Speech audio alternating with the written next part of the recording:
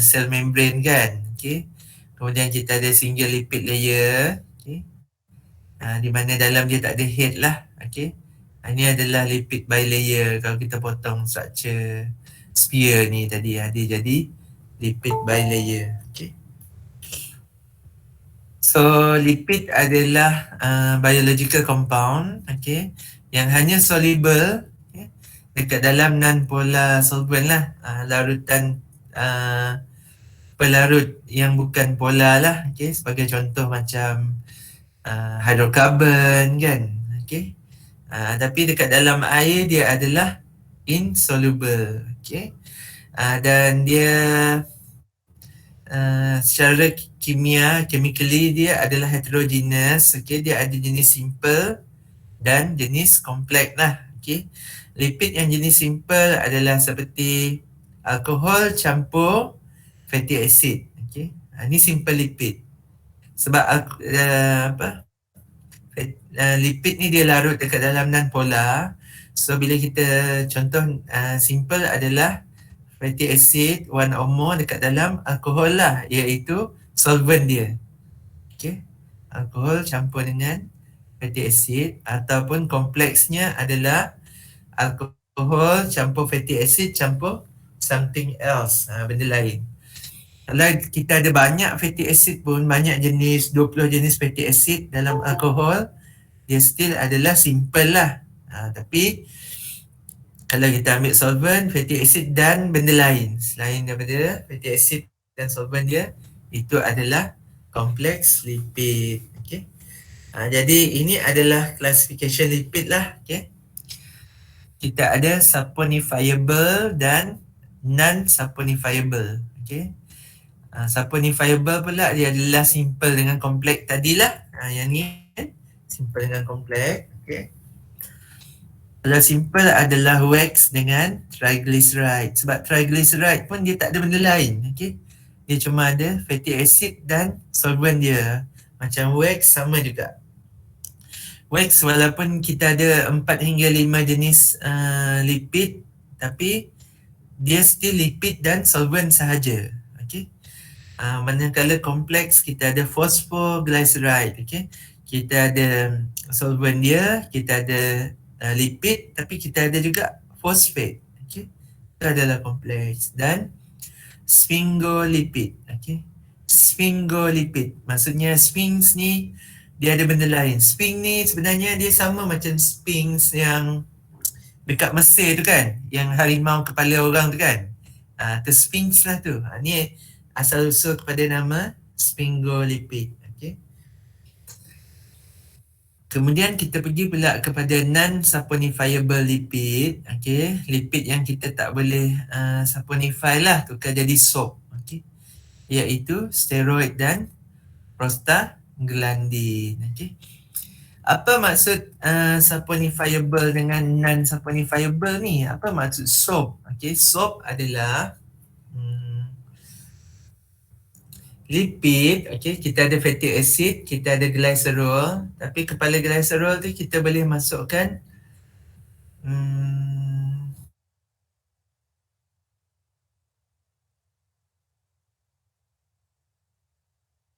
dekat kepala dia tu. Itu adalah saponifiable.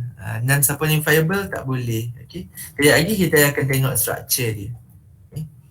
Jadi kata yang ni boleh tukar soap, yang ni tak boleh tukar. Okay. Soap tu maksudnya dia ada sodium dekat kepala dia. Okay. Okay, sekarang kita pergi kepada fatty acid. Fatty acid dia adalah satu molekul yang panjang, okay, dengan linear molekul yang mempunyai 10 hingga 20 karbon. Jadi secara naturalnya fatty acid ni adalah panjang lah. Awak boleh bayang macam gambar dia tadi lah, panjang. Okay. Dia ada kepala, dia ada ekor yang panjang.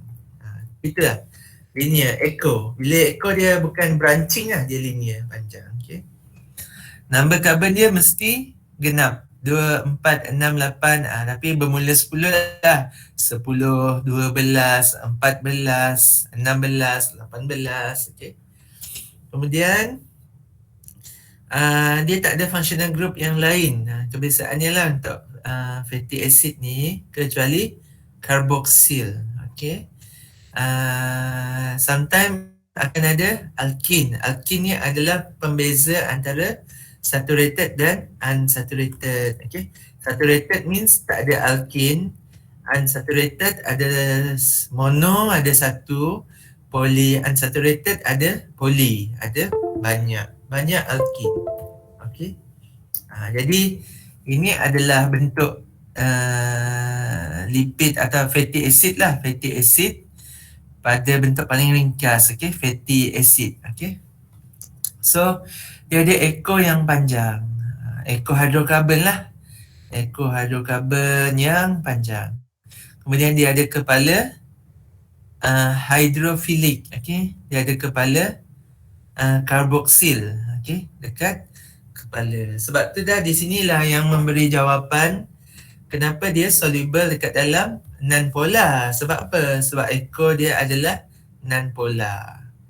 Jadi hanya non-polar je yang larut dalam non-polar. Kalau polar dia tak larut dalam non-polar. Polar hanya larut dekat dalam polar. Tapi secara relatif awak tengok balik bentuk ni, banyak non-polar ke banyak polar? Banyak non-polar, banyak gila. Means 10 dan ke atas berbanding 1. So 10 versus 1. 90% adalah non-polar. So sebab itulah dia hanya larut dekat dalam non-polar solvent such as petrol, alkohol kan, ether kan. Okay. Kemudian ini adalah bentuk struktur dia lah. Echo yang selang-seli ni adalah echo hidrokarbon. Sebab bentuk echo kalau kita lukis kan dia zigzag kan. So dia zigzag lah. Okay. Ini adalah dari segi water solubility. Okay. Jadi dia tak soluble disebabkan oleh dia ada banyak hydrophobic part. Hydrophobic part dominates. Dominates lah, tengok dalam gambar ni. Dia dominate. Dia ramai, dia banyak. Okay. Sebab tu dia dalam kategori very insoluble in water. Kalau dalam jumlah yang sikit, okay, mungkin awak letak satu titis je minyak di dalam air, kemudian awak kacau dengan laju, dia akan jadi micelles. Macam ni. Micelles ni kalau kita zoom macam ni, macam tak nampak apa kan. Tapi bila awak tengok balik struktur dia, okay, dia ada dinding luar dia adalah kepala hydrophilic. Kemudian echo tu mempropagate ke dalam lah, okay, kerana dia adalah hydrophobic, takut air kan. Dia duduk tengah. Okay. Di sinilah kita ada, sebab macam makeup kan banyaknya adalah wax kan. Makeup kan daripada wax kan. Wax tu adalah dalam kategori simple lipid. Wax. Nak bagi muka apa? Tak ada nampak liang-liang kan. Jadi sebab itulah bila awak nak bersih awak kena guna micellar water. Sebab wax tu sendiri dia tak cabut, wax tu dia tak boleh cuci dengan air kan. Sebab tu kita ada micellar cleansing water. Micellar cleansing water ni dia ada apa dekat dalam? Mengikut knowledge biochem awak sekarang, awak tahu dekat dalam air ni, water ni pasti ada non-polar compound. Mungkin alkohol ke berapa persen, 10% ke dekat dalam kan. Untuk bagi boleh larutkan minyak ataupun wax tadilah. Itu dia ada micellar water ni. Dia bukan water saja kan. Kalau guna water dia macam minyak dengan air lah. Okay. So ini adalah keluarga fatty acid yang penting. Okay. Bermula dengan 14. Saya tengok dalam ni. Okay. Kelas kita ada 36. So keadaan tinggi lah. Jangan lupa isi attendance tu. Okay, so dekat fatty acid dia ada, ni adalah important lah. Okay, Contohnya saturated acid, kita ada myristic acid, palmitic, stearic, arachidic ataupun AA lah. Okey, ini adalah keluarga saturated. Maksudnya dia tak ada double bond. Tengok formula dia. Tak ada double bond kan? Okey. Contohnya myristic acid, okey, dapat daripada butter fat, okey, daripada butter. Daripada coconut oil kan, minyak kelapa kan, ataupun minyak buah pala, nutmeg oil. Kemudian palmitic kita boleh dapat daripada, ni agak panjang sikit dan dia still saturated, dapat daripada lard. Lard ni daripada ni lah, linseed lah, okey. Dapat daripada beef, dapat daripada butter fat juga, okey. Dan cottonseed oil. Cottonseed oil, pengeksport terbesar dunia untuk cottonseed oil adalah Ukraine. So sekarang kita ada krisis cottonseed oil dan sunflower oil. Sebab Ukraine juga pengeksport terbesar sunflower oil. Sebab dia tengah berperang. So kita ada masalah lah. Okay. Stearic acid, panjang lagi 2 molekul karbon. Okay. Sama juga. Okay. Sumber yang sama. Kemudian kita ada lagi panjang, okay, iaitu AA, arachidic acid, dapat daripada kacang, okay, minyak kacang. Okay. Kemudian kita ada monounsaturated, okay, contoh minyak baik lah, okay, monounsaturated daripada palmitoic acid, ada 1 double bond, okay. Kemudian kita ada oleic acid, okay, dapat daripada apa? Dapat daripada cod liver oil, okay, butter fat, okay. Dan oleic pula dapat daripada campuran lah. Campuran juga dekat dalam beef fat, okay. Kemudian olive oil pun ada oleic acid, okay. Kemudian kita pergi pada minyak yang lagi bagus kan, okay. Polyunsaturated, okay. Kita ada linoleic acid, okay. Kemudian kita ada linolenic, okay. Kemudian kita ada arachidonic, okay. Arachidonic ni dia sama macam arachidic kalau awak tengok kan. Dia ada 20, tapi dia ada 4 double bond. Dia ada 4 double bond. Jadi macam arachidic kan, tapi arachidic dia tak ada double bond. Arachidonic dia ada 4 double bond, okay. Ni adalah sumber dia lah, antaranya linseed, corn oil kan, dapat daripada minyak jagung kan, dapat daripada animal tissue juga, fish oil, okay. Kemudian kita ada arachidonic ni lah yang dipanggil AA, okay. Saya silap tadi arachidic. Arachidonic ni lah AA, okay. Ecosa pentaenoic acid ni dipanggil EPA. Kalau awak tengok banyak iklan susu kan, EPA, Ecosa pentaenoic acid dengan docosa hexaenoic acid ni DHA. Inilah yang orang kata EPA dan DHA tu. Dan kebanyakannya dapat daripada ikan lah, okay. Berasaskan ikan, minyak ikan ke, ataupun makanan laut, ikan kod, okay. Sebab itulah ikan laut lah, ikan laut, bukan ikan darat lah, okay. Ikan laut ni selain daripada protein yang berkualiti, kita juga boleh dapat banyak polyunsaturated fatty acid, AA, EPA, DHA. Okay. Okay, ini adalah saturated lah. Lauric, myristic, palmitic dengan stearic ni 0 double bond. Kemudian kita ada unsaturated kan, bermula dengan oleic ada 1, kemudian dia pergi kepada polyunsaturated, okay. Linoleic, linolenic dan arachidonic. Ni kawan dia tadilah, tapi tak ada kat sini arachidic kan. Tu awak tengok nombor karbon yang sama tapi ada double bond yang beza, okey. Oleic, okey. Ada nama oleic dekat dalam ni kan. Okey, linoleic kan. Kemudian kita ada linolenic. Ada 3. Okey, nama-nama yang dekat lah. Okey, sekarang kita bergerak kepada struktur biasa, okey, struktur biasa minyak, okey, iaitu triglycerol ataupun nama lain dia triacyl glycerol. Lagi cantik kalau ada triacyl glycerol lah. So awak tahu dia ada acyl lah dekat dalam glycerol ni, Kemudian kita ada triacyl lah, okay, tiga triacyl, okay, tiga acyl, tiga ni. Kemudian kita ada kepala glycerol, okay, triacyl, tiga asid ataupun tiga fatty acid dengan satu glycerol. 3 fatty acid, 1 glycerol. Triacyl campur glycerol. Glycerol kepala. Okay. Jadi ada triacyl glycerol lah. Okay. Ataupun triglycerol lah kita panggil. Okay.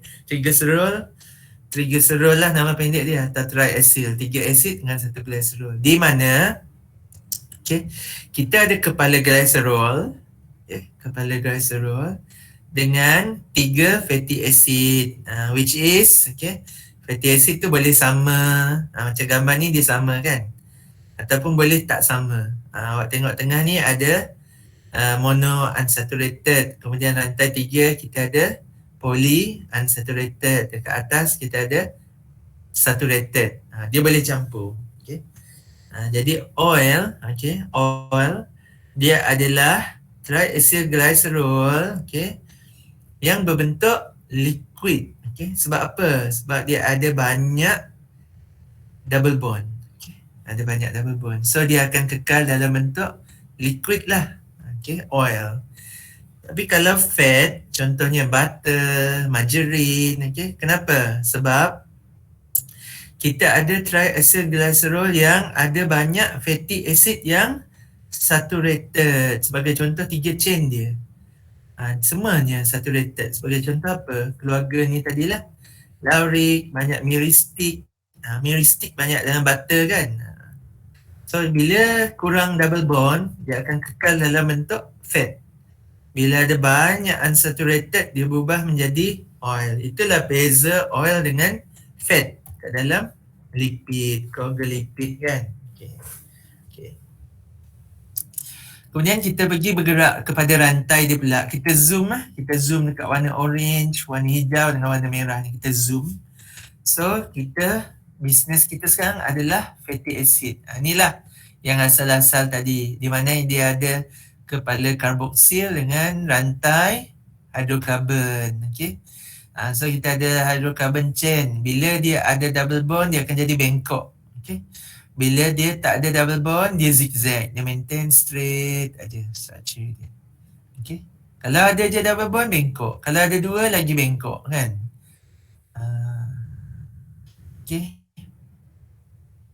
Jadi itulah kenyataan dekat sini. Bila ada unsaturated, okay, dia akan membentuk kings. Kings ni bengkokkan yang rigid. Okay, wherever dia ada cis double bond, dia akan bengkok. Okay. So bila ada dua double bond, dia akan membentuk lagi dalam bentuk 90 degree dah. Kalau dia ada banyak-banyak, dia akan jadi macam spring lah. Okay. Itu adalah polyunsaturated. Tengok macam ni kan. Okay, arakidik tak ada. Stearic tak ada kan. Palmitic tak ada. Beza panjang je tapi saturated. Kemudian kita cuma ada mono unsaturated. Mono unsaturated means ada satu je double bond. Tengok oleic, dia bengkok je macam ni. Ini adalah minyak yang bagus lah. Okay. Kita ada arachidonic, ada 4. Dia dah jadi bulat dah. Sebab banyak sangat double bond. Okay. Kemudian kita ada linoleic. Linoleic dah macam ni. Linolenic lagi bengkok kan. Ini adalah bentuk structure ni lah. Arachidonic ada 1, 2, 3, 4. Arachidic tak ada. Beza arachidic dengan arachidonic. Okay. Hanyalah double bondnya saja. Bila double bond kurang hidrogen. Karbon sama.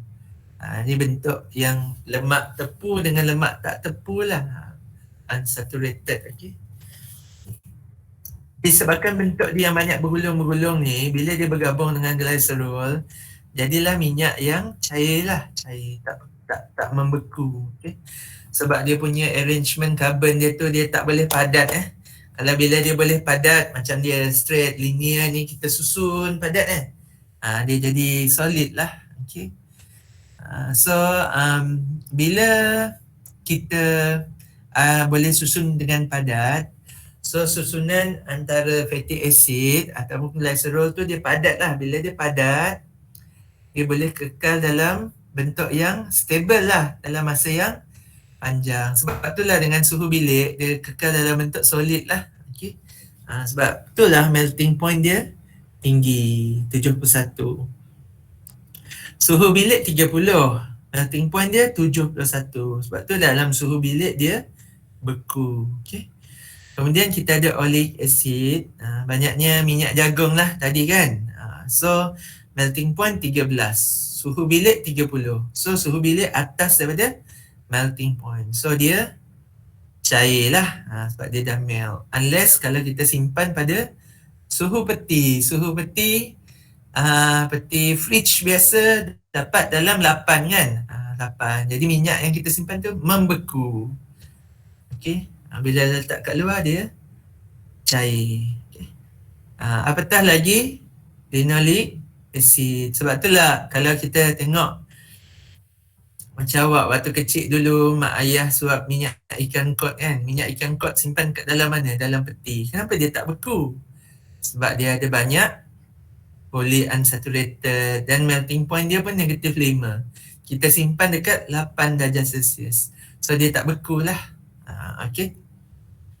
Even dia beku lebih rendah lagi daripada air. Air kosong kan. Air kosong darjah Celsius beku. Dia lagi susah beku daripada air. Ini adalah perbezaan cis dengan trans lah. Okay. Gambar dekat atas adalah cis lah. Cis. Okay. Cis ni biasalah. Okay. Dan trans ni adalah dalam bentuk sintetik ataupun melalui hydrogenation. Okay. Jadi kebanyakannya adalah cis lah. Sebab tu awak tengok macam ni lah. Ni cis lah ni. Cis. Okay. Ni cis adalah common, natural. Trans adalah sintetik. Okay. Ini adalah perbezaan cis dengan trans. Awak tengok Okay. Kita ada control. Ini adalah control kita. Saturated. Dia straight aja gini kan. Straight aja. Okay. Kemudian kita ada unsaturated. Unsaturated kita ada dua calon. Satu adalah cis oleic acid. Satu adalah trans. Okay. So bila awak buat cis, okay, dia bengkok. Bengkok. Sebab dia macam ni kan. Sorry. Macam ni. So dua rantai ni duduk dekat belah yang sama. Bila dia duduk dekat belah yang sama, dia bending.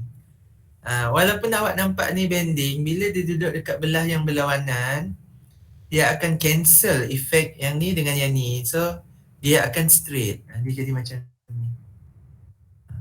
Rantai yang heavy tu duduk bertentang, so dia akan cancel. So dia jadi straight lah. Tapi kalau heavy duduk sama belah, dia akan jadi bengkok. Inilah bezanya unsaturated fatty acid semula jadi dengan unsaturated fatty acid yang sintetik. Although kita boleh create, tapi nampak dia punya, kalau dia dalam bentuk straight macam ni, of course dia punya melting point dia masih agak tinggi lah relatively berbanding dengan cis conformation. Awak nampak ni double bond tapi dia masih lurus. Padahal macam ni dia ni double bond, okay sorry. Double bond masih straight. Padahal dia adalah unsaturated. Ini adalah yang normal lah. So awak masih nampak ada double bond tapi secara relatif dia masih straight lah. Ini adalah control kita saturated. Ini adalah double bond yang dalam bentuk cis conformation. Dia membelok. Ini adalah graf figure lain lah berkaitan dengan unsaturated dengan saturated. Okay. Ni dalam bentuk trans and cis lah. Gambar yang sama lah untuk tatapan awak. Okay. Okay, sekarang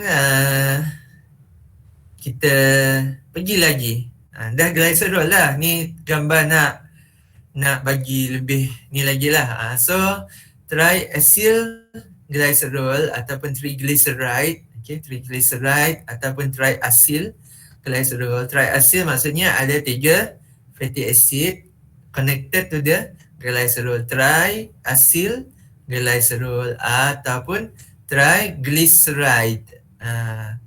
Kan kalau IDE kan IDE, ATE kan maksud dia acid kan. Macam formic acid kan. Glutamic acid. Ini triglyceride. Okay. So dia adalah ni lah, samalah. Okay. Shorter form. Okay. So macam mana triglyceride terbentuk? Okay. Satu molekul glycerol campur 3 molekul fatty acid. Ada long hydrocarbon chain with the hydrophilic carboxyl. Hydrophilic kat depan. So ini bila kita gabung dia jadi macam ni.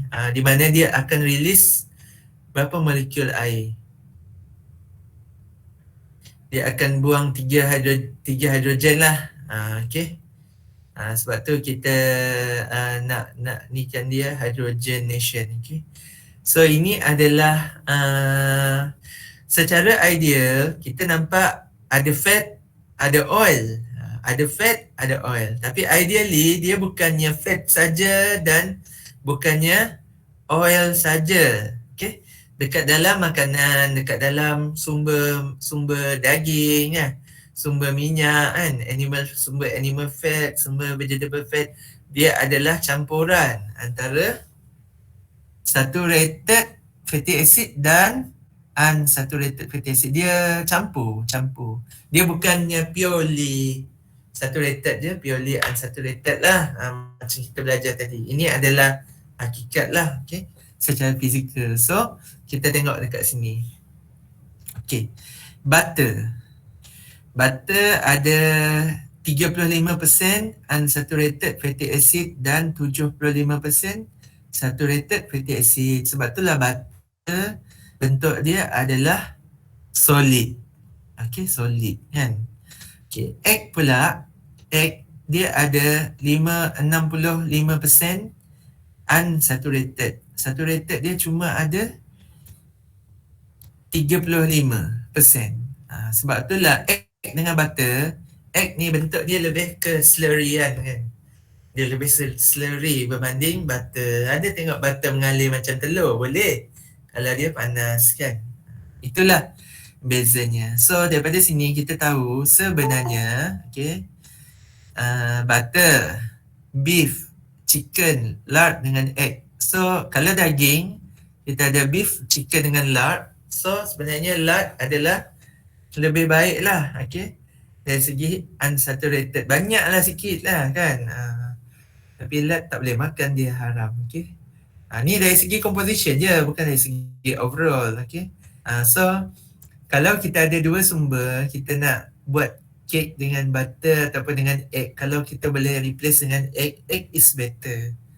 Sebab dia ada more unsaturated. Okay. Kemudian kita tengok pula dengan vegetable pula. Vegetable lagi terbaik. Okay. Sebab kita nampak canola oil lah, minyak yang lagi mahal canola oil daripada corn oil. Sebab apa? Sebab canola dia mempunyai unsaturated fatty acid yang lebih tinggi berbanding dengan minyak jagung. Apatah lagi minyak soya lah. Akan tetapi antara yang paling nutritious lah. Ni dari segi fatty acid je. Kita belum, ni dari segi unsaturated versus saturated. Kita tak tahu lagi a type of fatty acid dia lagi. Tapi paling nutritious antaranya yang claim adalah olive lah, minyak zaitun ni. Okay. Ni cuma purely on saturated versus unsaturated. Bukan nutrition dia, tapi secara semula jadi kita tahu bila lebih unsaturated dia punya melting point lebih rendah lah. So dia lebih cair lah. Manakala makin rendah unsaturated tu dia lebih kepada solid dalam room temperature. Okay. Okay. Dan secara rule of thumb lah, ataupun kita kata apa, general knowledge lah, okay. Kita tahu bila ada banyak saturated fat, dia berkait dengan sakit jantung. Sebab bila ada banyak saturated, dia kekal dalam bentuk solid. So bila dia duduk di dalam darah, okay, entah-entah pada suhu badan kita ni 37.8 darjah Celsius ni, dia pun masih solid. So dia menyebabkan tersumbat lah, urat jantung tersumbat, jadilah sakit jantung. Okay. Kemudian bila kita dapatkan fat yang baik ni, dia membentuk blood kolesterol yang lebih baik lah. Okay. Kalau kita dapatkan makanan yang lebih fat yang lebih baik, good fat, fat daripada ikan, fat daripada avocado, daripada nut, okay, berbanding fat daripada macam pizza, ke butter, banyak apa nama ni, kerepek kan, ataupun banyak kek. Okay. Animal fat ada kolesterol, plant tak ada kolesterol. Mari saya tunjuk dulu. Kalau ya, ada masa lagi kan. Sekejap saya share. Semua okey lagi tak? Okey doktor. Boleh Okey doktor.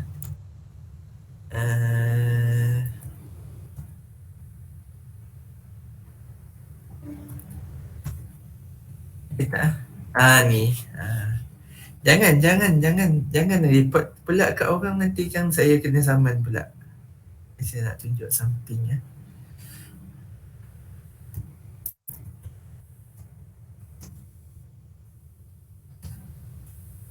Masih lagi missing tak? Masih lagi ni tak? Dulu zaman saya sekolah dulu, banyak iklan yang missing. Apa misleading.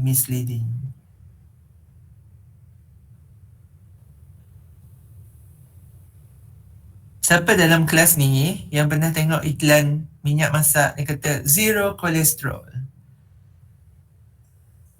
Pernah tengok? Dia tulis terus dekat atas bekas dia, dekat atas label dia, zero kolesterol. Pernah tengok tak? Macam contoh macam minyak masak gini lah. Pernah tengok tak? Ke ada yang komen kat dalam ni? Pernah, Syuhada pernah. Cumanya saya nak cari ni, dia dah tak keluar. Mungkin sebab tahun ni dah tahun 2022 kan? Mungkin dah apa, kesedaran orang ramai lah. AKA lah, bagi hint sikit lah. Bila saya highlight terlebih ni adalah soalan nak keluar nanti. Tapi pandai-pandai awak, macam mana awak nak expect soalan tu? Ni. Contoh. Jangan cerita kat buruh pula, kan ada mak ayah bos buruh kan cerita. Sebab tu saya tak letak dalam slide. Okay, awak tengok awak cerita nanti dekat mak ayah nanti. Okay. Abah ambil lah minyak cap buruh, dia tak ada kolesterol. Okay. Kalau minyak berasaskan tumbuhan ada kolesterol, luar biasa lah. Okay. Sebab apa? Ni zero kolesterol. Of course lah zero kolesterol. Dia mana ada kolesterol? Mana ada kolesterol tumbuhan? Tumbuhan mana ada kolesterol? Tumbuhan ada sterol. Kalau kata sterol tumbuhan kan. Kalau kata kolesterol, of course dia adalah daripada haiwan. Mana ada tumbuhan ada kolesterol? Dan dia tak perlu kata plant sterol pun. Kalau dia kata sterol aja, kita pun dah tahu dia adalah daripada tumbuhan. Okay, ni sterol. So, sebenarnya bagi orang yang berpendidikan macam awak lah, iklan kata zero kolesterol ni sebenarnya agak misleading. Dan memang terjamin takkan ada minyak, takkan ada minyak tumbuhan yang ada kolesterol. Gitu je lah nak bagi tahu. Tak ada benda pun. Okay? Faham nak bagi tahu dia dekat bawah ni. Plant have no cholesterol. Be it kacang ke avocado ke kan. Asalkan tumbuhan, plant no cholesterol. Kalau kolesterol automatically refer kepada haiwan. Sterol automatically refer kepada tumbuhan. Okay, so sekarang nampak dah slide Nampak slide kan? Nampak Nampak doktor. Okay. Okay, sekarang kita bergerak kepada chemical properties triglyceride ataupun triacylglyceride. Okay. Kalau kita tambah dengan halogen, okay, macam seperti mana proses awak pada lab lepas lah kan? Lab lepas, okay. Kalau dia ada banyak saturation, double bond, dia ada banyak unsaturation unsaturated ataupun polyunsaturated, okay, dia akan menukarkan iodine, okay, kepada colorless. Okay.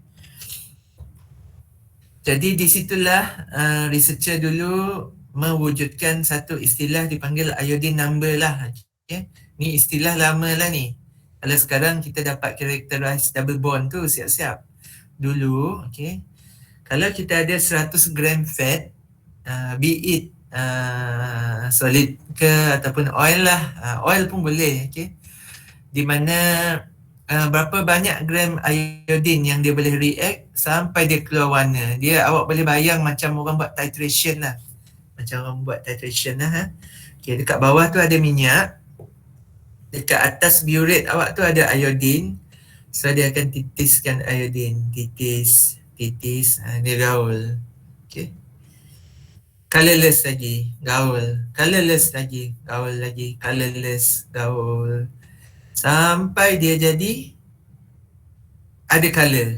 Di situ dia tahu berapa banyak gram iodine untuk react dengan 100 gram fat. Dia dapat keluarkan iodine number. Di situ dia tahu the higher the iodine number, the more unsaturated the fat ataupun oil lah. Okay. Okay. Nombor 2, kita buat hydrolysis untuk keluarkan ester. So kita tahulah, okay, kita ada triglycerides ni, triglyceride kita ada, okay. Kemudian kita react dengan air, okay.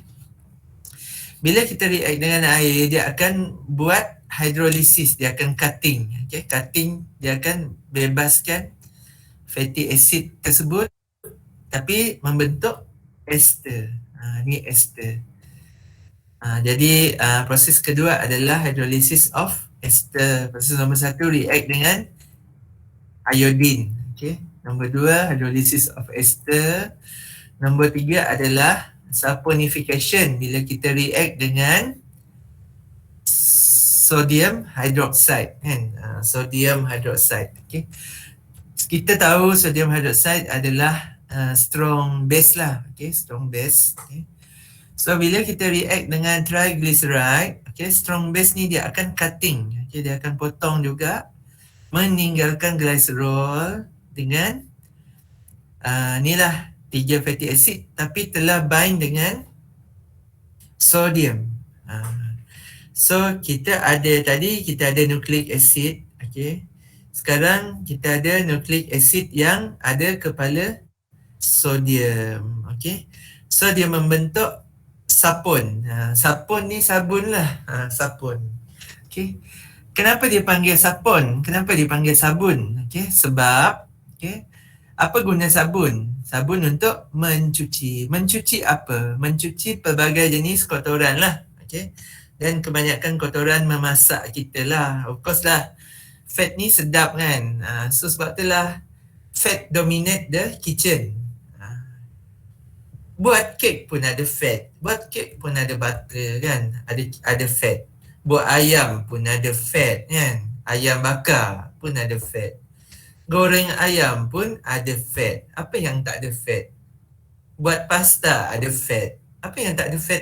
Sebab manusia dengan fat ni, manusia mencintai fat.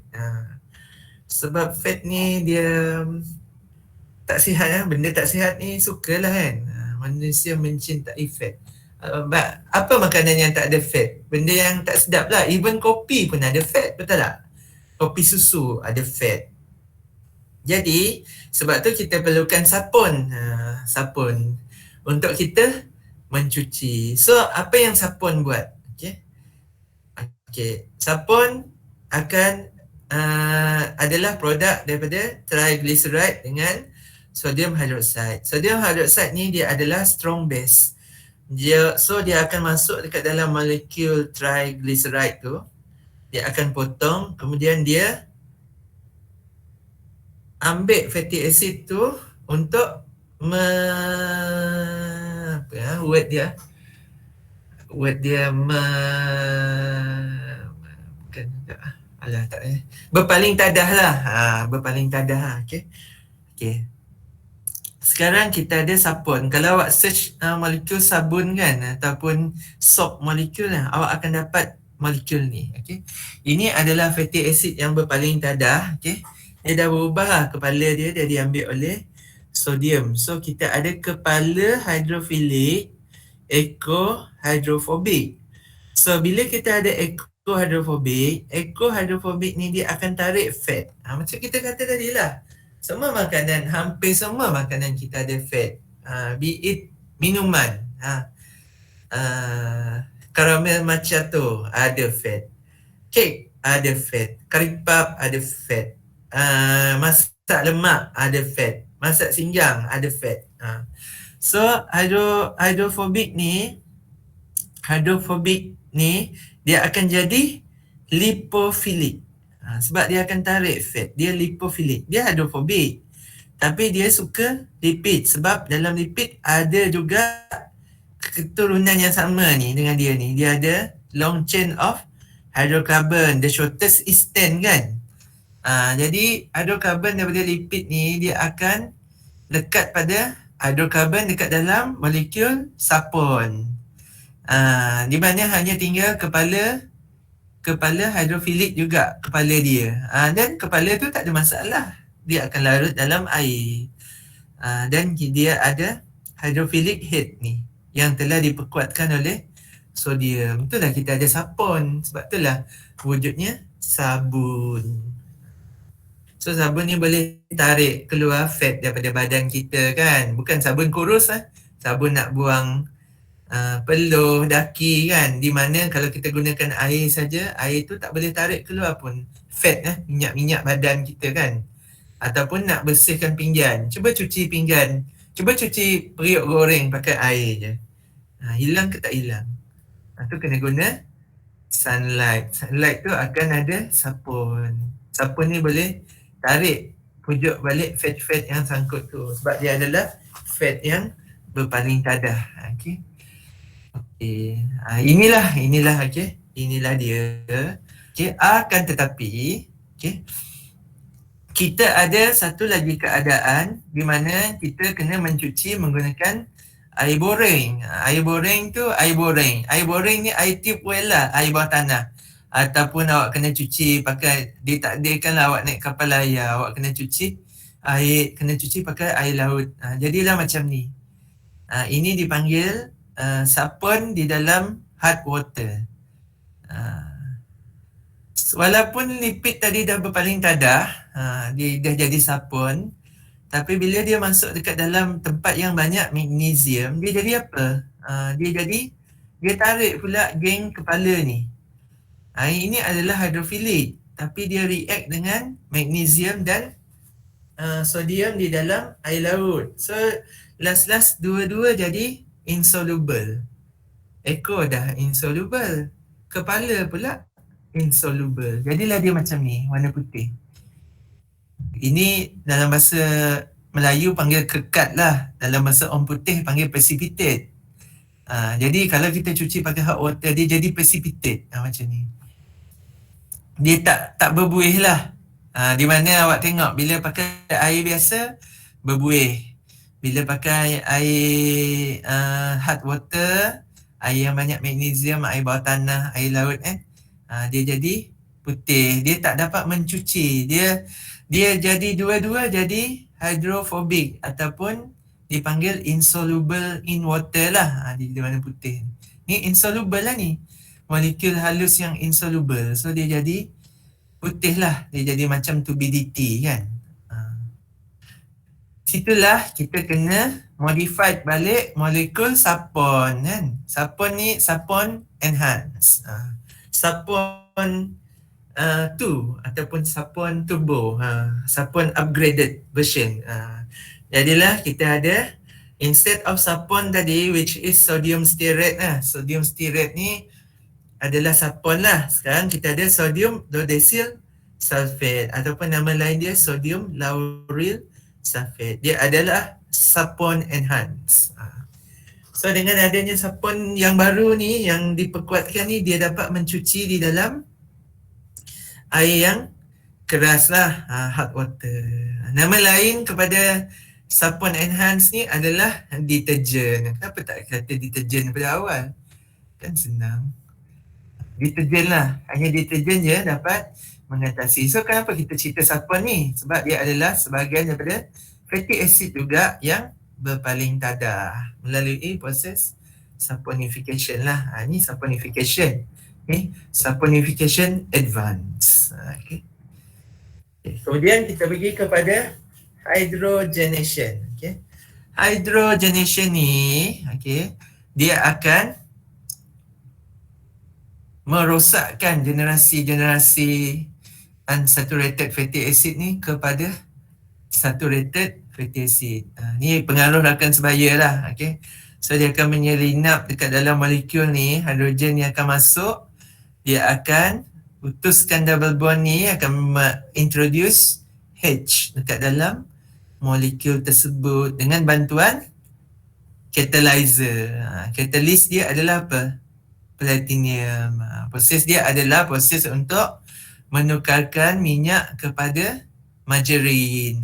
Ni kebanyakan daripada margarin adalah minyak sawit lah, daripada minyak sawit. So dia masukkan minyak sawit masuk daripada tepi, okay. Kemudian dia nickel catalyze. Entahlah macam mana dia lalu dengan nickel juga. Sepatutnya dekat dalam ni lah ada nickel lah. Okay, kemudian dia masukkan dalam tekanan yang tinggi. Kemudian dia tekanan yang tinggi saja. Dia tak letak pemanasan. Okay. Jadi oil ni sendiri akan jadi panas disebabkan oleh tindak balas dia dengan hidrogen. Orang dulu kata exothermic lah. So dia exothermic reaction. Dia membebaskan apa. Inilah cara untuk menukarkan plant oil kepada margarin. Margarin ni adalah replacement kepada butter. Okay. Jadi between margarine and butter, which one should you choose for healthier solution regardless of the price? So jawapannya adalah butter lah. Sebab butter semula jadi dia adalah solid lah. Ini kita induce minyak supaya jadi macam butter. Itu nama dia margarine. Okay, so ini adalah review dia. Okay. Kalau kita campur air, okay, dengan hidrogen, acid lah, acid. Ambil triglyceride masuk dalam acid, dia akan jadi hydrolysis to form glycerol plus fatty acid lah. Kalau kita masuk ke dalam sodium hydroxide, dia akan jadi glycerol plus fatty acid salt. Fatty acid salt dinamakan sabun, kan? Sapon. Okay. Kemudian kalau kita masukkan gas hidrogen dengan catalyst, nickel ke, platinum ke, dia akan hasilkan more saturated, means dia kill semua double bond tu dengan additional hydrogen dia masukkan, jadi more saturated, means from oil into solid ataupun kita panggil fat. Okay. Kemudian kita bergerak kepada artificial fat. Artificial fat ni adalah fat yang kita synthesize, kita buat. Okay. Sebagai contoh, Simplex. Okay. Simplex ni dia tak ada kaitan pun dengan fat. Tak ada kaitan keturunan dia, datuk nenek dia dengan fat. Tak ada kaitan. Okay. Kerana dia adalah microparticle protein. Inilah gambar Simplex. Okay. dia dapat membentuk cream texture lah. Okay. Sebagai contoh, kita nak ganti fat lah, kita nak ganti butter, kita pakai simplest lah. Jadi dia dapat membentuk smooth cream. Okay. Akan tetapi dia tak heat stable, maksudnya kalau benda sejuk kita buat tak panas tu okey lah kan, kalau suam je okey lah, kalau memasak tak jadilah, dia akan rosak sebab dia adalah protein. Dia dah hilang dah karakter untuk pengganti fat kalau kita boil. Okay. Ini adalah selling point dia lah. Okay. Simplest hanya ada 1.3 kilokalori, manakala fat ada 9 kalori. So dia adalah berapa kali ganda? 4 kali ganda lebih sikit kalori berbanding fat. Okay. Kemudian kita ada olestra. Olestra adalah gabungan antara sucrose dengan fatty acid. So apa objektifnya? Objektifnya dia nak ganti triglyceride lah. Kalau fatty acid gabung dengan glycerol jadi triglyceride kan. Tapi ni kita gantikan glycerol tu kepada sucrose. Okay. So sucrose. Okay. Sekarang ni kita ada triglyceride. Kepala dekat tengah-tengah ni adalah glycerol. Or ni itu adalah fatty acid lah. Okay. So ada kepala glycerol, ada 3 kaki fatty acid. Tapi unik untuk olestra ni, okay, kita ada sucrose dan kita ada kaki fatty acid. Ni ada kaki fatty acid. So dia nampak macam oil lah, nampak macam oil ataupun fat lah. Kalau dia guna fatty acid yang saturated, jadilah dia fat kan. Kalau dia banyak unsaturated fatty acid, jadilah dia oil. Secara perbandingan, sebab dia cuma replace glycerol kan, nampaklah macam oil. Okay. Dia rasa macam oil kan, rasa macam fat, teksture pun macam oil, macam fat, teksture dia sama, exactly secara fizikal sama sebab kita ganti glycerol. Akan tetapi dia adalah tak digestible, tak boleh hadam. Okay. Selain daripada tu, okay, sebab kita ada vitamin adik-adik kan, vitamin A, D, E dan K. Vitamin adik-adik kan. Vitamin-vitamin tu dia mudah diselewengkan oleh fat kan. Jadi bila kita masukkan olestra, vitamin adik-adik itu pun terpengaruh dengan olestra. Disebabkan olestra ni tak digestible, dia tarik juga vitamin A, D, E, K tu keluar daripada badan. So dia mendeprivekan lah, dia deprive lah vitamin ni. Kalau kita ambil olestra secara keseluruhan, kita akan jadi lebih kurus sebab olestra ni tak digestible. Kita jadi lebih kurus dan kita jadi lebih tak sihat. Okay. Sebab dah tak ada. Fat soluble vitamin adalah jenis vitamin yang essential. Badan tak boleh buat. So akan jadi tak sihat lah. Olestra ni boleh pakai secara bergantilah. Jangan berterusan lah. Kalau tak akan jadi kurus dan kering lah. Kurus kering. Okay. Okay, sekarang kita bergerak pada topik kan. Topik yang digemari oleh kaum wanita, okay, iaitu wax lah. Ni berkait dengan kosmetik lah, kebanyakan kosmetik. Dan juga bagi kaum lelaki yang gemar menggilapkan kenderaan lah. Ni wax lah. Okay. Wax adalah apa? Okay.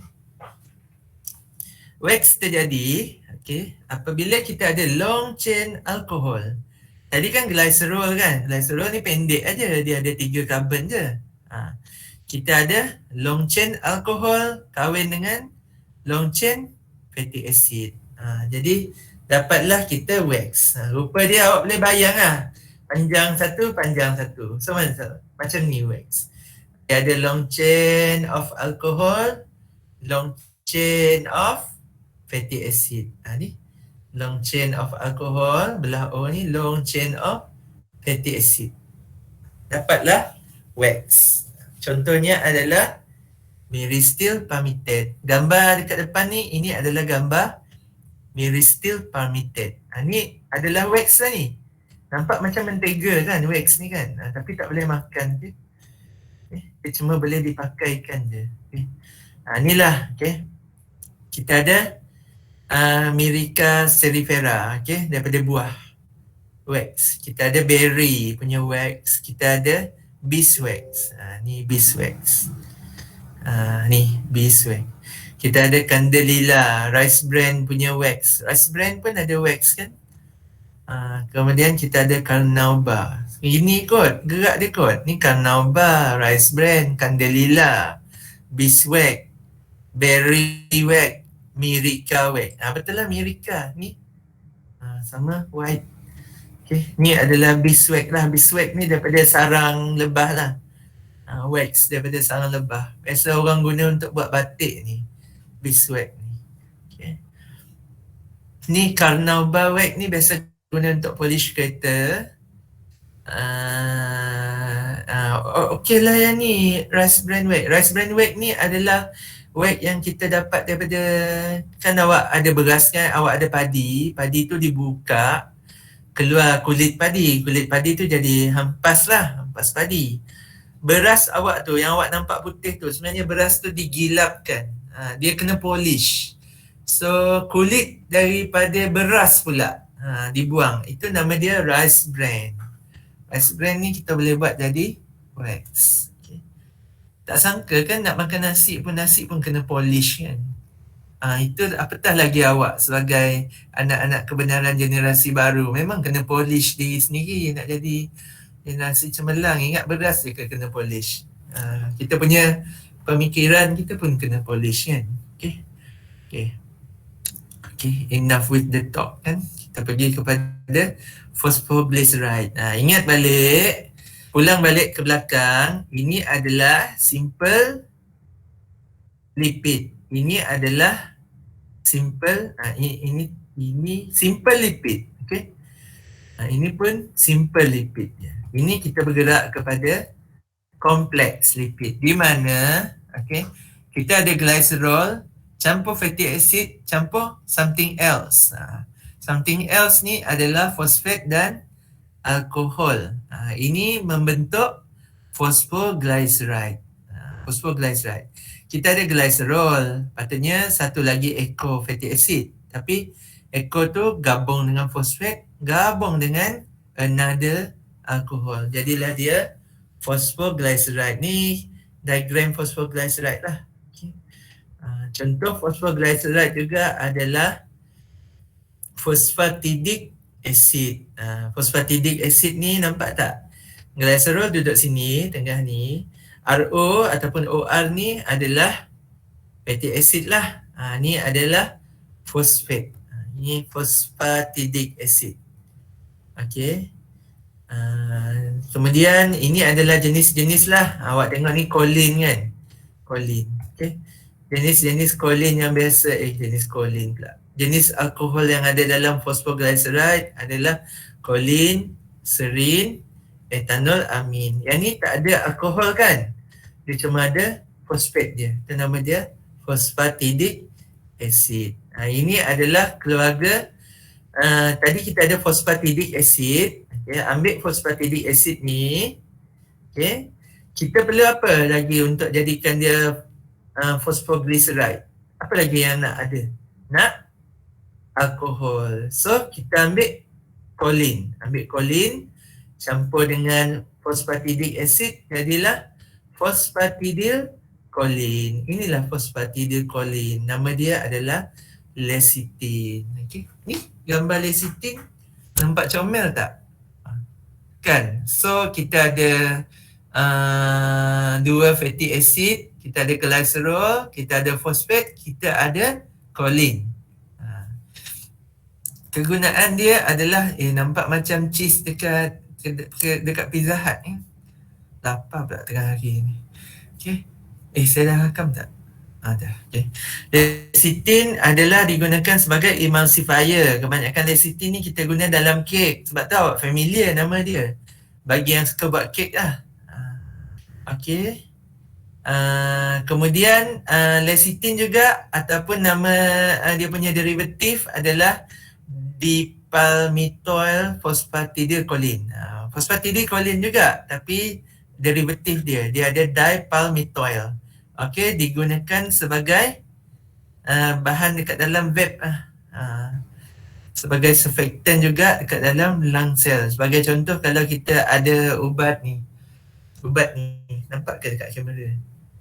Ubat asma tu dia ada dipalmitoyl phosphatidylcholine, surfactant untuk bagi paru-paru kita boleh absorb lebih oksigen lah. Tapi banyaknya lecithin ni guna dekat dalam kek lah, aiskrim lah, aiskrim. Okay. Kemudian kita gantikan choline. Tadi kita pakai choline kan, sekarang cabut choline, masukkan serin. Okay. So kita ada phosphatidylserin. Phosphatidylserin ni adalah salah satu cephalin. Okay. Kalau awak tengok ini adalah sel membran kan, kita ada phosphatidylcholine, kita ada phosphatidylserin, kemudian kita ada phosphatidic acid, kita ada phosphoinositol biphosphate. Okay. Ini semua adalah cephalin dekat atas membran sel.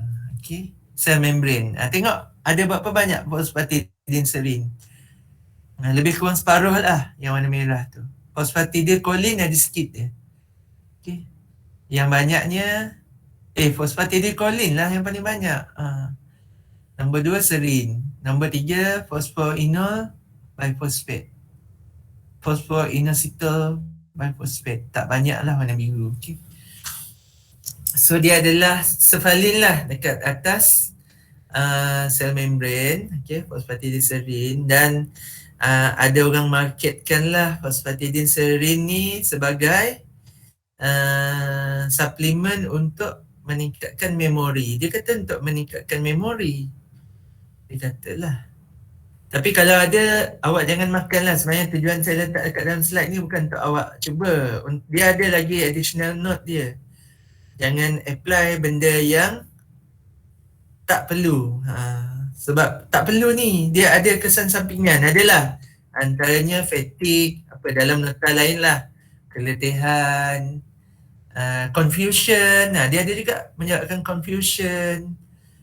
Short term dia memang bagi kita lebih alert, lebih fokus short term. Tapi dia long term dia ada banyak kesan negatif lah. Even though dia 100% natural, pengambilan dia adalah tak natural. Macam ni. Okay. Alang-alang kita masih dalam kelas, saya nak ni lah sikit berkenaan dengan vape lah. Okay. Siapa yang ada vape dekat dalam kelas lah? First year tak ada kot. Okay. Macam rokok kan, awak merokok, awak bakar tembakau, dalam tu ada tar, ada nikotin. Awak sedut, lama-lama paru-paru jadi hitam sebab tar. Lepas tu sakit kanser paru-paru, meninggal. Muda meninggal kan. Selain daripada tu, perlu awak berbau kan. Tapi apa yang awak nak? Awak cuma nak nikotin aja. Sebab nikotin tu memberikan awak alert. Ala-ala phosphatidylserin ni lah nikotin kan. Bagi kita alert. Okay. Kemudian awak pun tahu rokok menyebabkan kanser, menyebabkan apa? Anak cacat kan, menyebabkan apa lagi? Sakit apa? Kanser tekak, kanser paru-paru. Okay.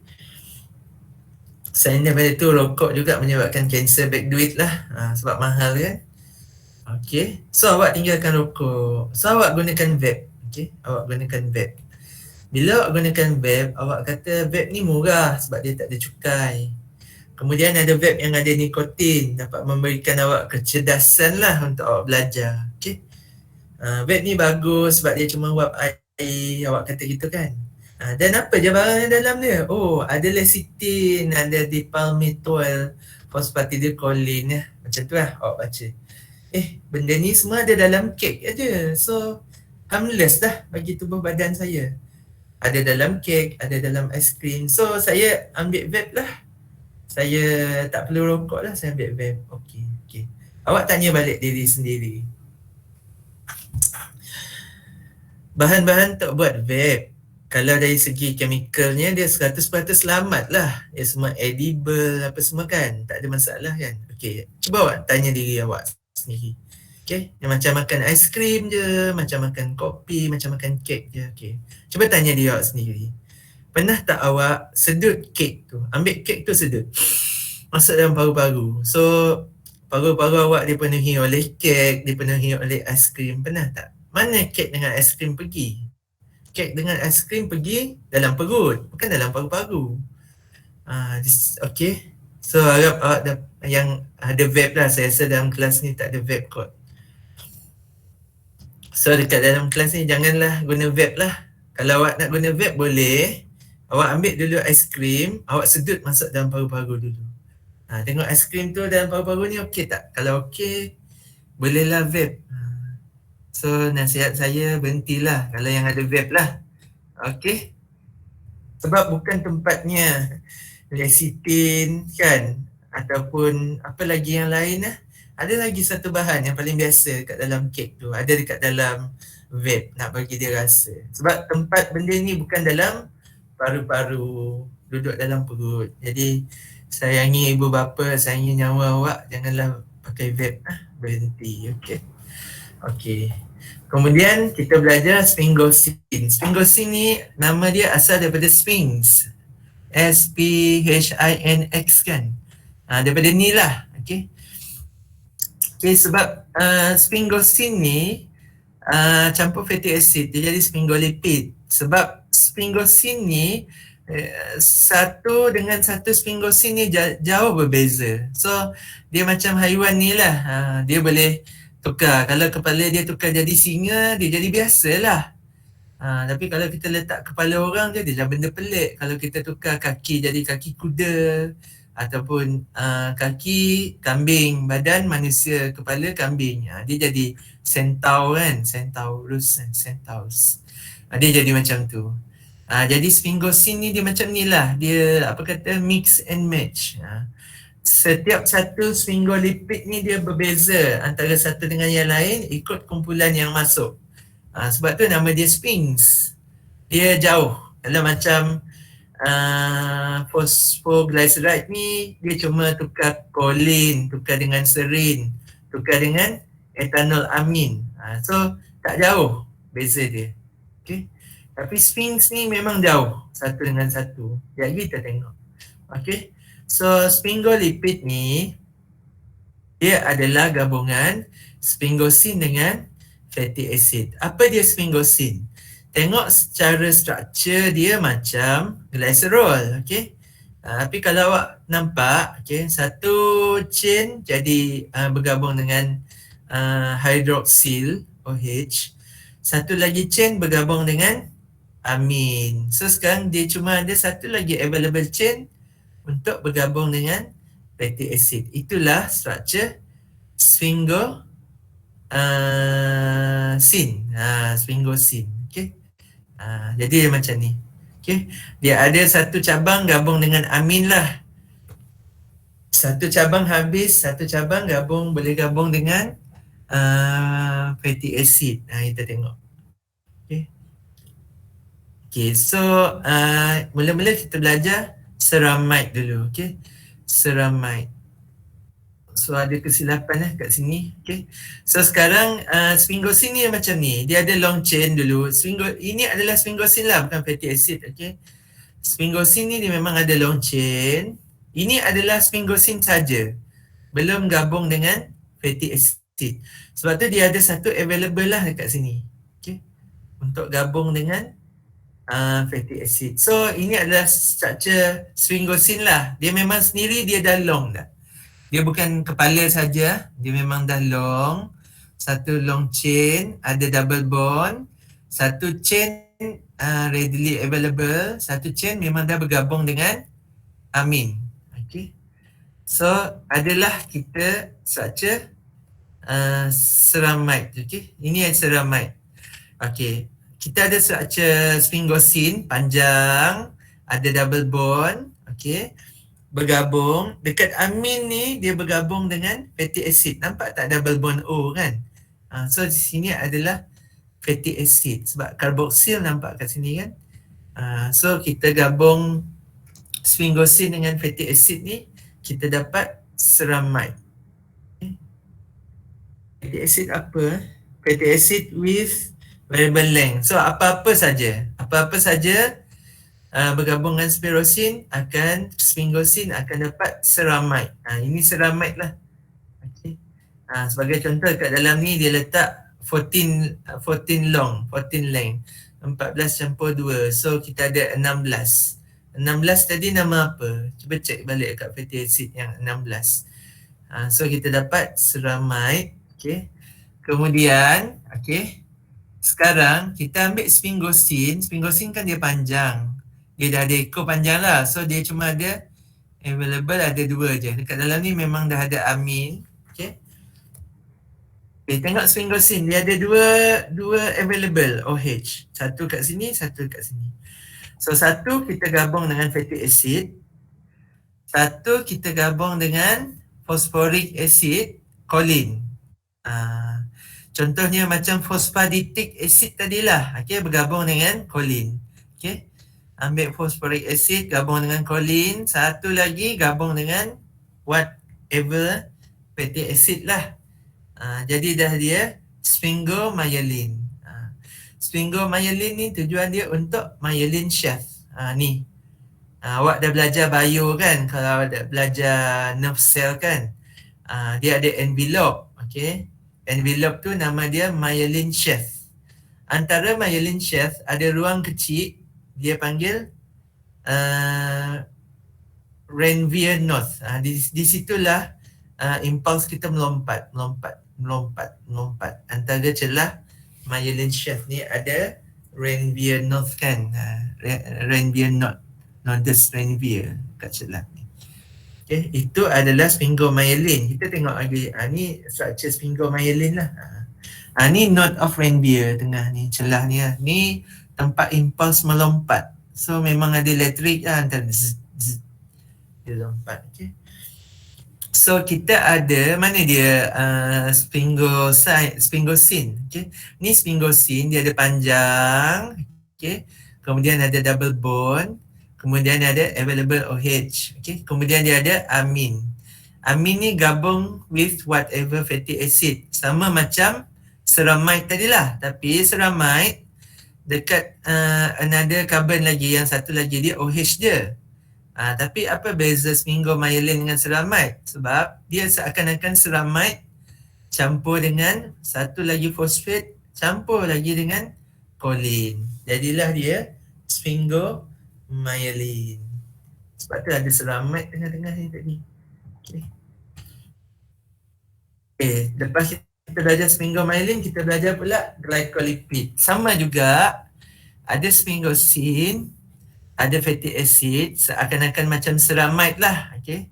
Macam ceramide, tapi instead of kita gabung dengan fosfat dengan choline, kita gabung dengan gula. Okay. Kita gabung dengan karbohidrat. Jadilah dia glycolipid. Dia lipid campur karbohidrat. Jadilah glycolipid. So yang paling famous adalah ganglioside lah. Ganglioside banyak dekat dalam susu kan, gangliosida kan, banyak susu. Okay. Apa beza ganglioside yang dalam susu tu dengan cerebroside, sugar yang duduk dekat dalam kepala otak kita kan? Sebab glukos. Okay, glukos. Ingat tak lecture yang lepas, kita brain cell dia hanya boleh bincang dengan glukos je. Kalau tak ada glukos, tak boleh bawa bincang. So, cerebroside adalah glycolipid dengan glukos. Whereas ganglioside, okay, nama dia kan, dia adalah glycolipid di mana sumber gula dia adalah kompleks oligosaccharide. Kompleks oligosaccharide lah. Tengok ada galactose kan, ada GLC, kemudian ada apa ni, neo-5-AC kan. Tak ingat pula sugar tu. Acyl dengan apa sugar.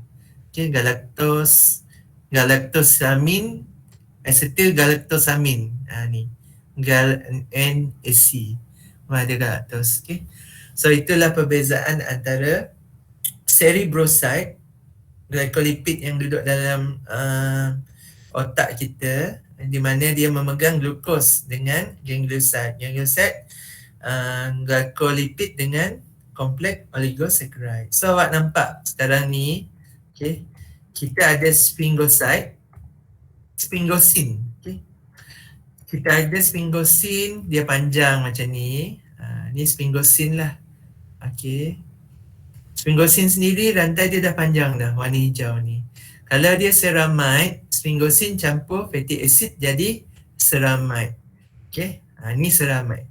Ceramide campur dengan phosphoric acid dengan choline, dia jadi sphingomyelin. Ceramide campur dengan glukos, dia jadi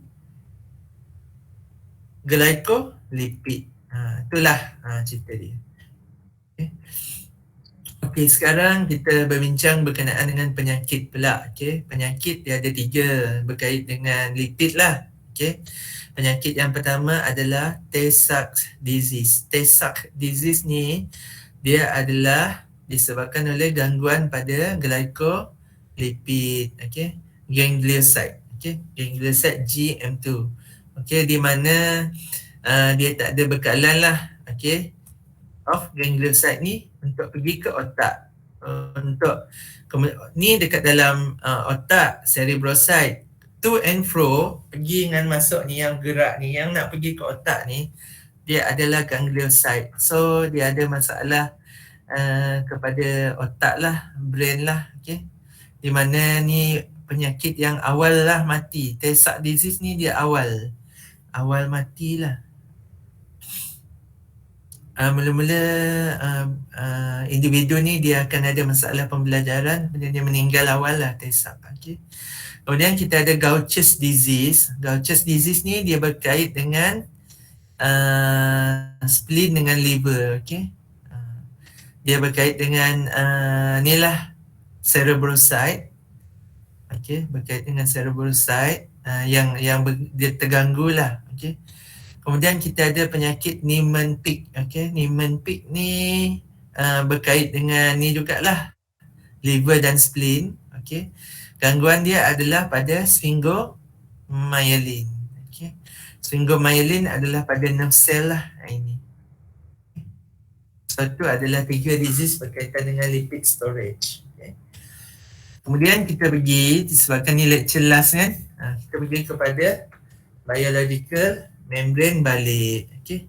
So kita tahu dekat dalam sel membrane dia terdiri pada 60% lipid. Sebenarnya kalau awak tengok balik bilayer ni, itu adalah lipid kan. Awak semua tahu kan lipid bilayer.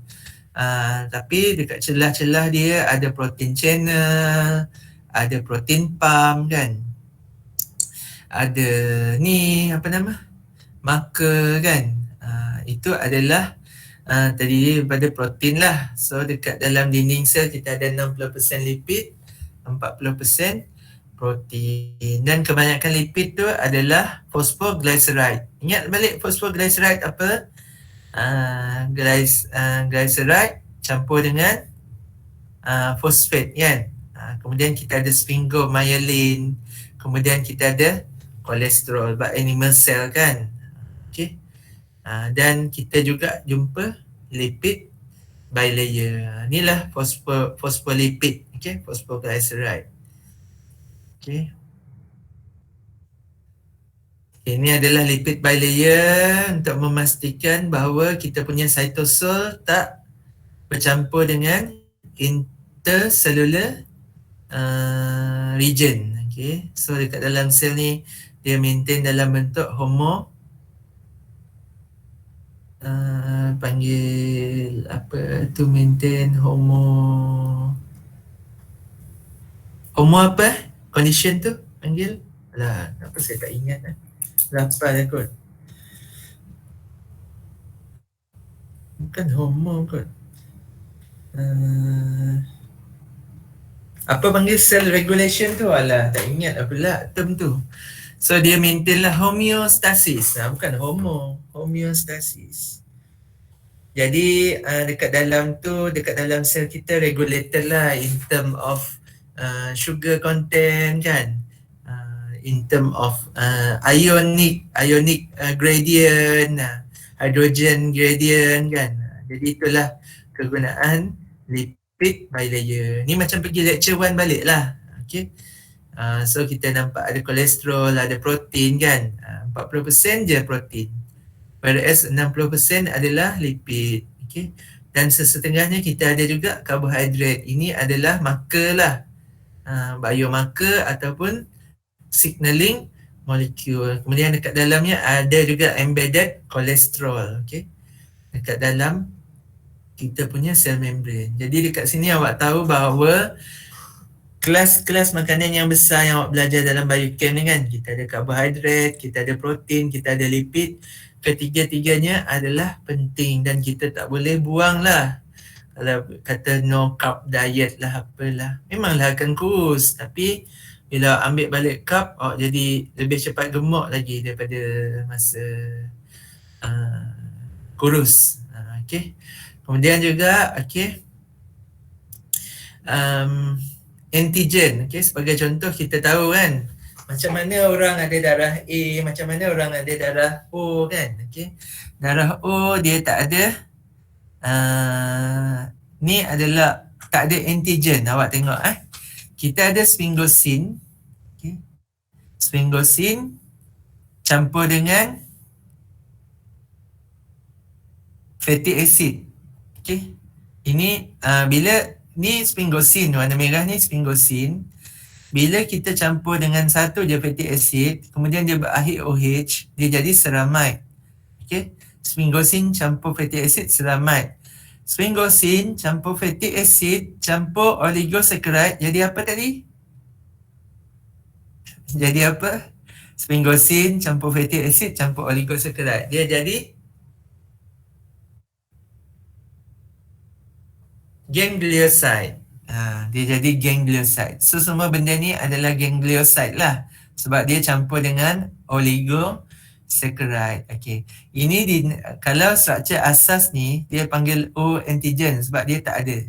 Okay. Sekarang kita ada dua choice saja. Ni glucose, galactose, N-acetyl galactose amin. AC ni N-acetyl lah. N ni amin lah, galactose amin, N-acetyl galactose amin. Lepas tu kita ada galactose, lepas tu kita ada fucose. Okay. Sekarang kita ada cuma dua choice saja untuk antigen. Either zero antigen ataupun kalau kita ambil N-acetyl galactose amin, kita akan ada darah A.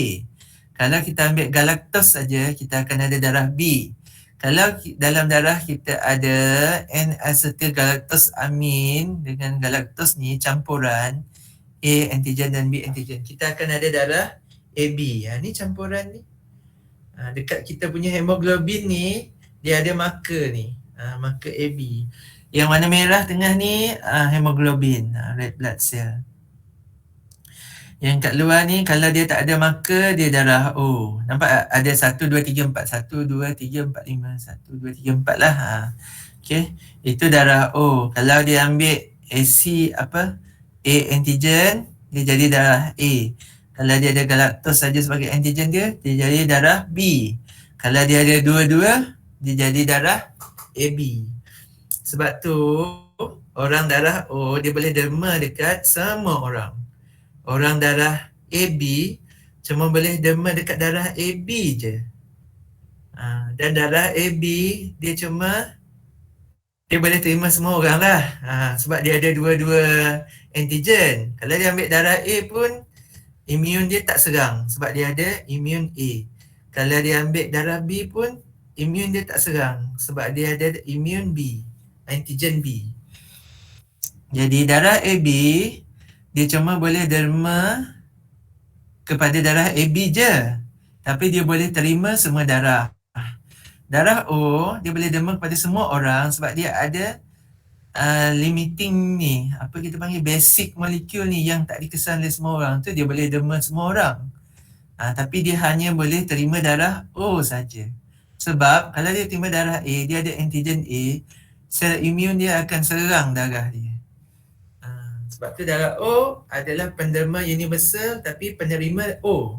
AB adalah penerima universal. Tapi hanya boleh menerima untuk AB. Itulah cerita darah. Okey. Okey, kemudian kita pergi kepada non-saponifiable untuk setengah jam terakhir. Okey. Non-saponifiable ni maksudnya kita tak boleh saponkan dia. Kita tak boleh apa? Tak boleh berpaling tadahkan amino acid tu. Kita tak boleh ambil amino acid tu untuk menjadi sapon. Sebab apa? Sebab dia adalah ring. Okey, contohnya adalah steroid. Ini adalah steroid lah. Steroid ni memang dia dalam bentuk ring. Dia boleh jadi steroid drug, ada steroid hormon, ada. Okey, sebab dia gunakan fatty acid steroid ataupun dalam bentuk ring lah. Okey, kita ada fatty acid steroid, kemudian kita gabungkan dengan fatty acid lain lah. Itu kita dapat kolesterol. Sebab itulah kolesterol cuma ada dekat dalam animal sahaja. Okey. Okey, kolesterol cuma boleh dihasilkan di liver. Tumbuhan ada liver tak? Tak ada. Jadi tak ada kolesterol. Okey. Kolesterol adalah important kat dalam sel membran. Kita nampak tadi ada molekul kolesterol kan. Okey. Kolesterol juga digunakan sebagai precursor lah ataupun material untuk sex hormon ataupun adrenocorticoid hormon. Okey. Sebab apa? Sebab kedua-dua hormon ni dipanggil steroid hormon. Okey. Kemudian kolesterol juga digunakan untuk kita membentuk bile salt ataupun empedu lah. Dan kolesterol yang tinggi dikaitkan dengan sakit jantung, sakit sendi dan membeku salur darah tersumbat, arteri tersumbat. Okay. Jadi kolesterol ni dia unik, dia perlu dibawa. Okay. Dia dibawa oleh lipoprotein kompleks. Okay. Ataupun nama spesifik untuk lipoprotein ni adalah low density lipoprotein. Okay.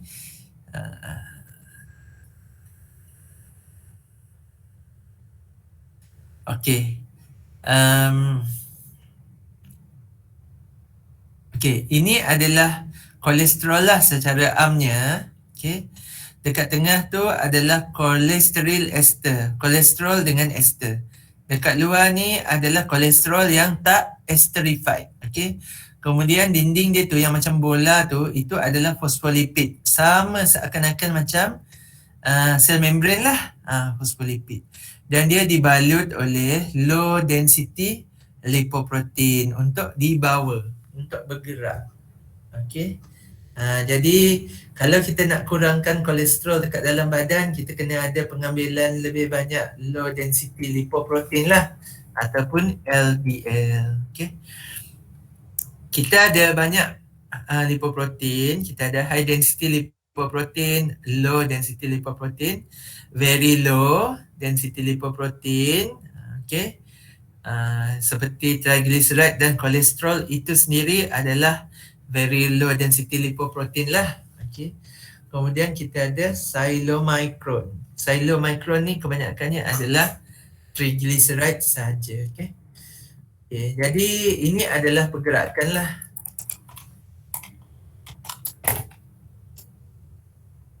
Okay. Ini pergerakan untuk kolesterol dekat dalam badan berkait dengan hati. Sebab tu dekat dalam plant tak ada kolesterol lah. Okey.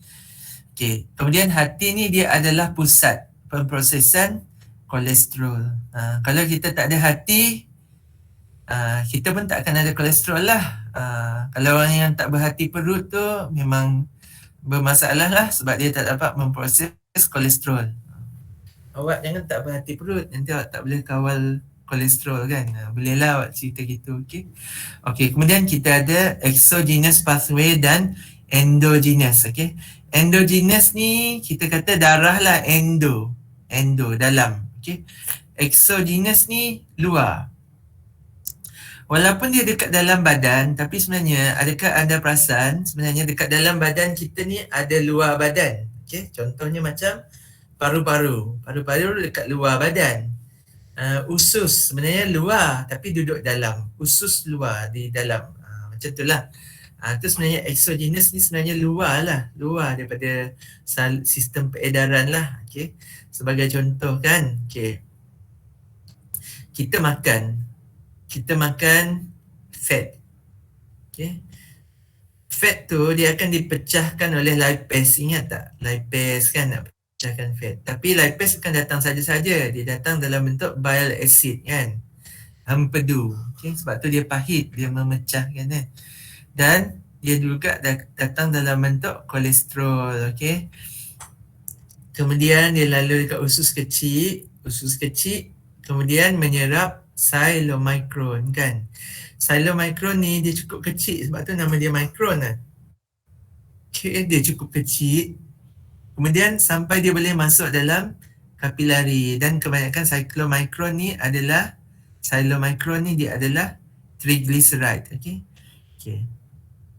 Masuk dalam kapilari, dipecahkan lagi oleh lipase, kemudian dia dapat bebaskan fatty acid. Fatty acid ni kemudian digunakan kan dekat dalam fatty acid pathway lah. Okay. Kemudian saki-baki tu yang akan masuk ke dalam liver. Okay. Liver ni dia akan proses remnant ni, saki-baki yang kita tak bawa keluar tadi kan, bawa fatty acid kan, saki-baki lain. Dia akan convert kepada very low density lipoprotein ataupun nama lain dia adalah kolesterol sendirilah. Okay. So kolesterol tu akan kembali masuk ke dalam kapilari, dipecahkan lagi sekali oleh lipase, okay. Bebaskan lagi sekali fatty acid, kemudian tinggal lagi remnant. Remnant ni dipanggil IDL. IDL ni panggil macam intermediate density lipoprotein lah. IDL lah. Intermediate. Okay. IDL tu akan balik ke dalam hati. Okay. Kemudian dia akan proses jadi kolesterol balik lah. Either keluar masuk intestine atau keluar balik jadi very low density lipoprotein. Okay. Okay. IDL juga dia sendiri boleh membentuk balik low density lipoprotein, masuk balik ke dalam ni juga ke dalam hati kembalilah. Okay. Low density lipoprotein pula boleh masuk ke dalam extra hepatic tissue. Ni macam tisu badan yang lain lah. Okay. Tisu badan yang lain yang biasa ni yang kat luar tu, okay, dia akan convert jadi high density lipoprotein yang pekat. Okay. Kemudian dia akan jadi intermediate balik, kemudian balik ke dalam hati balik. Okay. Okay, so sebab itulah hati ni dia berkait dengan steroid lah. Sebab tu banyak steroid atau steroid hormon ke steroid drug ke dia akan interact dengan hati. Contohnya bile salt ataupun hempedu. Hempedu ni dia dipanggil sebagai glycocolate. Okay. Dan dia ada struktur asas dia iaitu steroid ni. Dia struktur asas steroid lah. Okay. Steroid ni non-saponifiable sebab dia tak ada chain kan. Dia bulat. Okay. Jadi ini adalah glycocolate. Glycocolate ni dia adalah emulsifying agent. Apa maksud emulsify? Membuatkan benda yang tak soluble jadi soluble. Jadi glycocolate ni penting untuk dia solubilize salt tu lah. Okay. Dan kemudian dia akan excrete lah. Okay. Glycocolate ni sendiri juga akan bawa kolesterol dalam bentuk bile salt tu untuk extract lagi fat daripada diet. Okay. Okay, kemudian kita ada juga batu hempedu lah. Batu hempedu gallstone ni dia akan terhasil apabila kolesterol ni jadi terlampau pekat. Itu penyebab juga ada batu hempedu lah. Okay, berwarna hijau kan. Sebab terlampau banyak kolesterol dalam badan. Okay, kemudian kita belajar hormon pula. Adrenocorticoid hormon ni adalah jenis steroid hormon. Okay. Dia digunakan untuk mengawal gula dalam darah. Okay. Organ yang dia pengaruhi ni adalah jenis dia lah, kortisol dan kortison. Okey. Dia juga digunakan untuk mengawal pembengkakan lah, pembengkakan ataupun untuk merawat sakit inflammatory. Sebagai contohnya macam asma, okey. Yang inflam ni dia berkait dengan bengkak lah, okey. Ataupun ada pembengkakan hati ke apa ke, kena guna ni lah. Ataupun pembengkakan organ dalaman lah, yang mana bengkak tu dia nak bagi surut bengkak ataupun ubat surut bengkak tu sendiri. Okay? Kan ada ubat surut bengkak kan, itu adalah glucocorticoid. Okay? Okay. Kemudian kita ada mineral corticoid. Kedua-dua ni adalah jenis hormon ni lah, hormon steroid. Okay? Dia mempengaruhi blood sodium dengan chloride. Okay?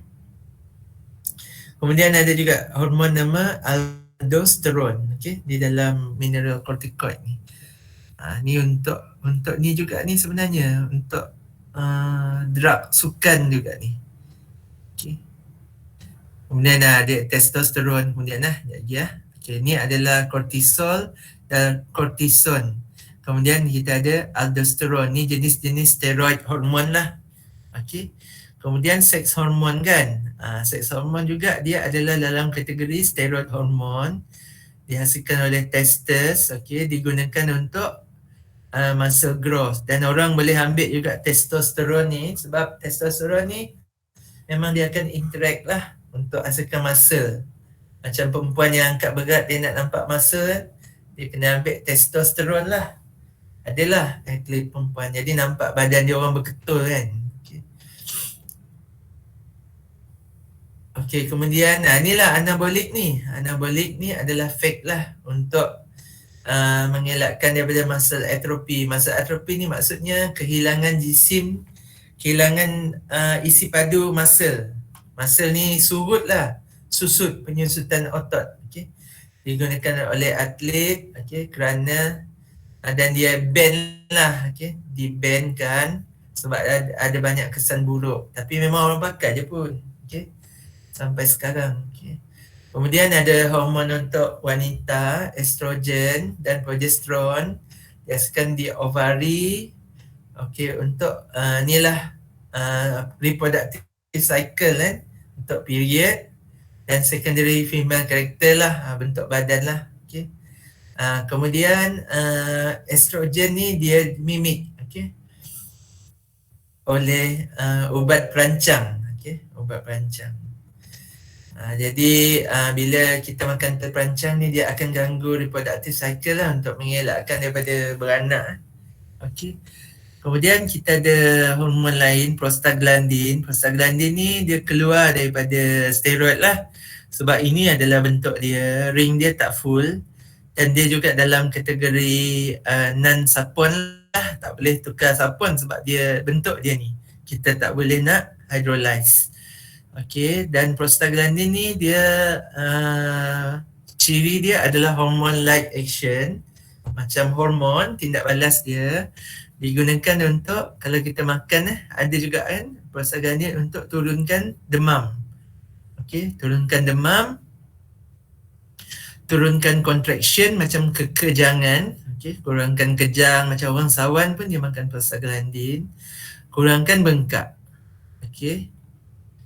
Selain daripada tu, prostaglandin juga digunakan untuk induce, okey, untuk induce lah kalau nak beranak, untuk induce, okey. Kemudian untuk rawatan asma, okey. Prostaglandin ni dibuat daripada arachidonic acid. Ingat kan acid tadi kan, AA kan? Bukan arachidic acid, arachidonic. Okey.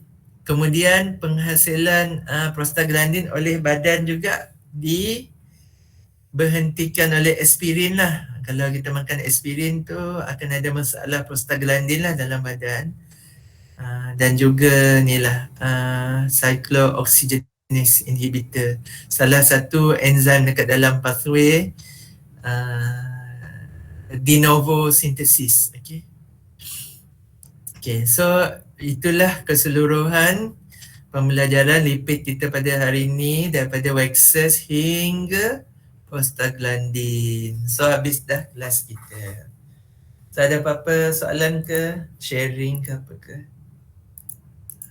Boleh tahan lah kelas bergabung. Jadi awak boleh tengok slide tadi. Minggu depan untuk slot 2 kelas ni, slot kelas kita akan buat test lah. Tapi saya akan share balik. Saya nak tengok balik ni. Saya akan share balik by esok kot. Paling lewat hari Khamis lah saya share topik untuk test. Kemudian minggu depan waktu lab tu kita akan jumpa lah face to face. Waktu kelas tu online lah. Waktu lab kita akan jumpa face to face lah. Yang tu last kan. Minggu satu lagi awak dah ni. Kita macam mana? Nak bertanya. Apa maksud Yusuf cover topik, satu topik? Yang ni dah habis dah lah. Yang nombor 9 tu awak tengok kelas yang tadi. So dah habis dah 9 LU lah. Boleh? Okey tak? Okey Yusuf. So sekejap lagi saya share balik video ni. Awak tengok video yang kelas satu lagi tu. Kemudian kalau ada apa-apa tak faham, saya ada masa minggu depan ada, minggu study week pun ada. So minggu study week tu kalau kata nak datang bilik pun boleh je. Nak tanya lebih. Okay, by minggu study week tu awak akan tahu carry mark lah semua. Saya akan check balik ni lah. Lab report dengan combine dengan marker test lah. Okay. Fakro kata bahaya vape. So jangan, tak payahlah ambil vape rokok, tak payahlah. Generasi awak ni tak payahlah sedut-sedut, tak adalah benda-benda lagi gitu kan. Bazir duit je. Okay, terima kasih. Ada apa-apa soalan?